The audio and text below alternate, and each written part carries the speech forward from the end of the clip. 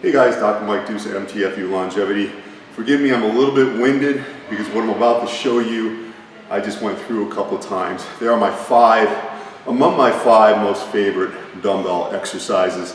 I prefer dumbbells opposed to straight bar much of the time, only because it gives you more freedom of movement. We've talked about in the past straight bar and it limits incongruencies from side to side movement. With dumbbells, you don't really have that. My five favorites, we're going to start with something called a goblet squat. Now, everyone says, you'll hear all the time, squats are absolutely mandatory no matter what, one of the godfathers of exercises. That might be true, but squats are not necessarily for everyone. Some people don't have the right femoral length, the pelvic disposition is not correct. In my case, I've talked about in the past all the shoulder surgeries I've had. So just essentially, I mean, my shoulders are well, they're strong, I can work them, but as far as range of motion, getting them back here, it's awfully hard for me to hold the bar back there like that. And even when I do, I get discomfort here. And when we have discomfort here, I'm not really thinking of the thighs. So instead of the standard barbell squats, I do a goblet squat, but I hold it with a grip that looks like this, okay? So when I'm holding it and squeezing it with my fingers together like this, we're activating the muscles of the upper body as well as the lower body. Looks like this, you fall right into it. I mean, it's great for glutes, hamstrings, and quads. And you'll also notice how I'm activating the upper body at the same time. Because remember, the more muscles that are activated, the less chance of an injury. And I feel that right away. You can just see everything just pop, especially in the upper body. So I'm focusing and concentrating. That's your goblet squat. The next exercise that I think is, if I had to only choose several, this would be one of them, is a dumbbell pullover. I know it's kind of old school and all that.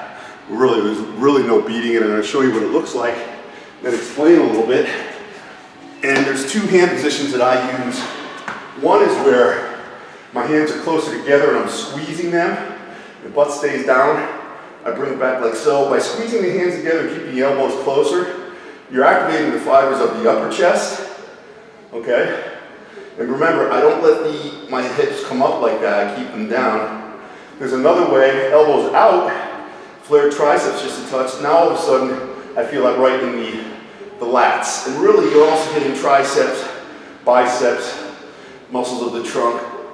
Fantastic, terrific exercise. And I did a whole lot of those as a kid, which is probably why I have such good vacuum and ribcage development. When you are younger, under the age of 21, or in that range, still going through puberty, the cartilaginous attachments throughout the rib cage are still in growth phase, so it's easier to stretch the rib cage out at that point, but it's still a very beneficial exercise throughout your life, and you should do them. Another exercise, use something a little lighter here, is a single dumbbell two-arm curl. Now, I do want to mention, we've talked about bicep peak in the past, and a lot of guys just don't have a peak these days. The arms look kind of flat, more or less. I've talked about in the past, we got the bicep, we got the tricep, but in between the two, we have something called a brachialis.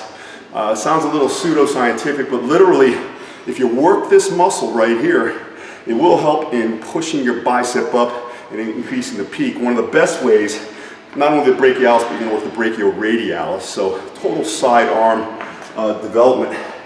It looks just like so. I'm going to bring it up to my chin. I'm going to squeeze. Now, I don't just rock and go quickly. I'm thinking about squeezing it and flexing those muscles, which is very important. And you'll notice there's no play in my torso. Okay? Really, most of the movement is just at my elbows, almost like a hinge. And I think about pumping blood into that area. You try those, and if you're not doing these, you'll notice a marked difference in your bicep peak. Pretty darn quick. I'm going to jump right over to another exercise I do with a single dumbbell. It's a single dumbbell incline press for the pec. Looks like so. Now you may see some people doing these and you're wondering why the heck are they doing that with one dumbbell versus two? Well, when I do this, obviously my body tends to want to flip to the side.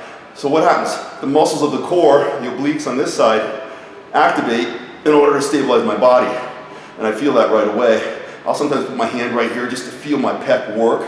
So I'm coming down 90 degrees and I bring it up and squeeze it, and all the while, this is all tense right here, all the muscles of the core Do that for a little while, and you'll notice changes throughout your core in no time flat. Finally, relatively basic exercise. You see a lot of people do this. One arm dumbbell row, lawnmower, whatever you want to call it. The problem I see, I'll go lighter for a second, you're going to see some people swinging with momentum, well, pretty much just bypassing the latissimus muscle. We know our rules that we've talked about in the past. Okay, our back is not arched like so, it's flat and your head is up. Okay, you stabilize on a surface. Now, little trick that I employ right here is I'm going to bring it up. Okay, and when I bring it down, I let it rest on the floor. Okay, it's almost kind of like a stutter.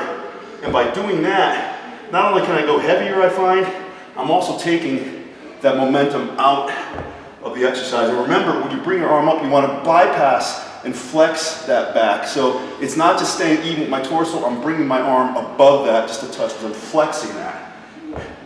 And I, again, rest and pause. And you try those, you'll find that you can go heavier and still maintain the same form if your body's in the correct position and you focus. There it is, my favorite 5. Try them, let me know what you think. Let me know your questions, thoughts, concerns, and opinions, and we'll hit something else next time. For MTFU Longevity, Dr. Mike Deussen. Remember, school is never out for the pro. Thank you.